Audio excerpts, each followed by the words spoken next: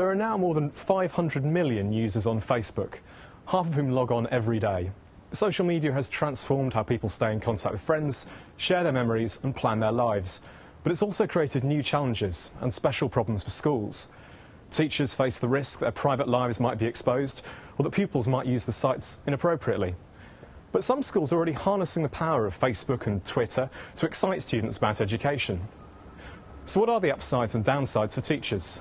And what about the pupils? After all, these sites are a natural habitat for them, both at home and on their mobile phones.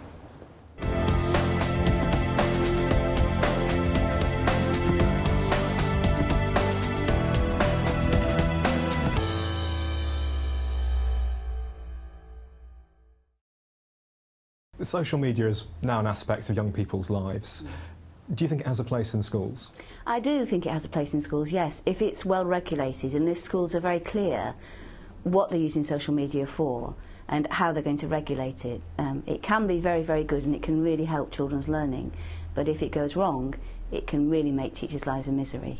Given these potential risks, what are the policies that all schools should have in place? I think the policy should consist of information for teachers about how they should use networking sites, information for pupils about what the consequences of misuse will be, and then clear policies which say if you do this, this is what's like to happen. Clear consequences for misuse. So how do schools use social media? So here at Rickmansworth School, we have a Twitter page and we use that to update parents and students about calendar items, so what's happening at the school over the course of the week. We also have important information like snow days, if school's cancelled, things like that. Since I was stuck in America with the ash cloud for a while with 4 of my staff last Easter, and 2 of the staff were with us, were part of the English department, and they use Facebook a lot for directing information about their classes. They're really able to use it very effectively, far more than you would use an email. But what about teachers using social media in their private lives? Past surveys by Teachers TV have suggested that half of teachers are frightened of what could happen to the information they put on social networking sites, but most are still using them. What would be your advice to teachers on using social networking sites in their private lives? Well, first of all, why should teachers not have access to the amenities and the enjoyment that other people have from social networking? And it is a very, very good way of getting in touch with people, keeping in touch with people. So teachers should have access to that. But I would say that they should be cautious and careful, because nothing you put on a social networking site is entirely and completely safe. If I'm using social media as a professional tool, I'll have a separate professional profile, so it will say Mr. Thompson, and it will be details about me being a teacher, and only students that I'm going to teach will have access to it so that they can be part of the classroom, if you like, the online classroom. But I've also got personal accounts which are completely separate, completely different function. No students have access to that, and that's just for me. Many of our staff will have their own Facebook account or similar accounts, and they use those. They really enjoy that, and that's great. But we've had to make sure that they're very clear about how they use them and what they put on them, and to make sure that they don't have pupils as friends for any reason. With the right policies in place, some schools are finding creative ways to harness the power of social media. The fact that students use social media so much already, like every day in their lives, means that if we can engage in that process, if we can use social media to benefit their learning, then we've got to take that chance. You know, so it's well worth doing.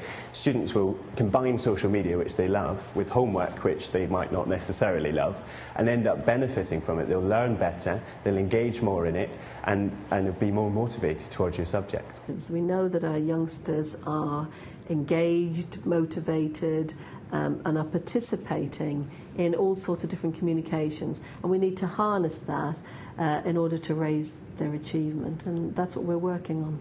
I use Twitter outside of school as a way of communicating with students after school hours, and it's a fantastic way of talking about homework if that's what they wanted to discuss. It's also a great way in terms of pastoral. You can provide loads of support that they won't be able to get until the next day. So if you have a chance to use it, then you can actually discuss things like university choices or course choices or things that they're worried about, and they can talk to you over it. It's a really good way of communicating. But what are the risks that schools should be aware of? When we talk about risks online, we talk about content-related risks, contact-related risks, and also conduct-related risks. And I think conduct-related risks are one of the key things, particularly thinking about social media and its popularity and prevalence. It's the type of things that children are posting about themselves and young people that could have unintended consequences, impacting on their safety.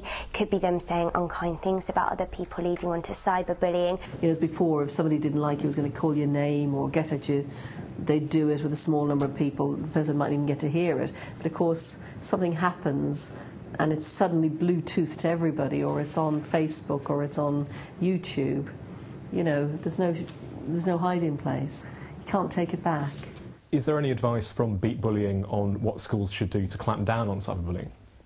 There is some specific guidance written around how to deal with incidents of cyberbullying, but it is really to be aware of it, to understand how pupils are using new technology to communicate with each other, and in some cases abusing that technology and cyberbullying each other, and to keep a real eye on it. There are things such as acceptable use policies in schools. All anti-bullying policies should include a section on cyberbullying and what to do should a pupil be being cyberbullied.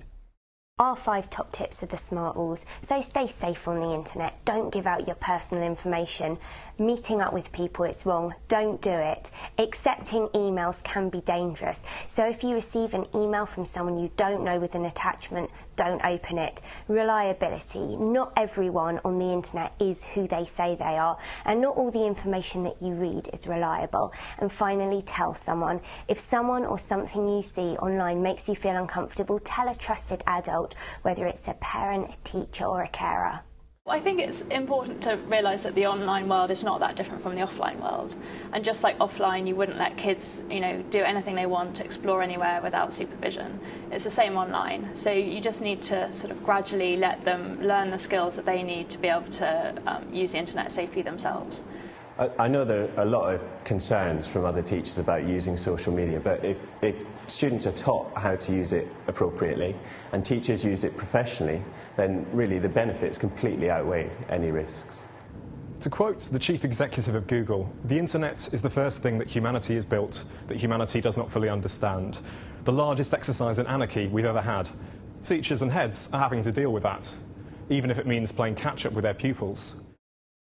To sum up the guidance we've heard in this programme, in order to take advantage of the potential benefits of social media, schools should have clear social media policies with consequences for misuse, and educate both staff and students in its safe and responsible use.